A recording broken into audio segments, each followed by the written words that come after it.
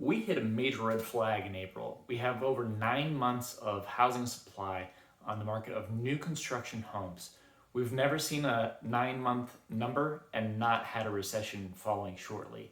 Now, the number of new constructions is not the cause of a recession. In fact, even in 2008, the number of new constructions did not cause the recession of 2008. What happened was we had bad debt. The bad debt led to the feeling of new construction because people were just buying them. And that led to a chicken and egg problem that spiraled out of control and housing prices dropped.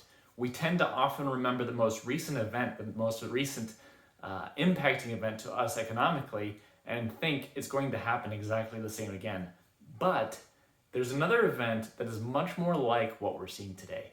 If we go back to 1972 to 1982, we had a big period of inflation. And during that big period of inflation, we had multiple recessions, all of which had the same indicator where we saw 9-month inventory of new construction homes. And yet, the real estate prices continued to rise all throughout those recessions. If you remember, in 1971, we broke the gold standard and used the printing of money to pay off debts and stimulate the economy. This led to an affordability crisis, much like we're facing today. And the Fed was forced to increase interest rates in order to counter the inflation that they were seeing back then. And so by increasing interest rates, you see that businesses have less ability to borrow for growth. So in other words, they actually have to generate cash in order to reinvest in their own company to then see growth. They were not able to borrow at cheap enough rates to make a significant return. This led to a slowdown in the economy, a slowdown in jobs, slowdown in a number of things in those recessions, but it did not lead to a decrease in real estate prices. And the reason is there's a larger quantity of cash in circulation.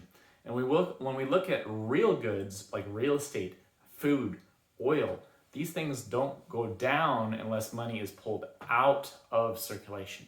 And so that's why you see a continuous increase in prices in real estate, yet we had multiple recessions. So don't let the 9-month indicator fool you into thinking that real estate prices are going to crash or go down.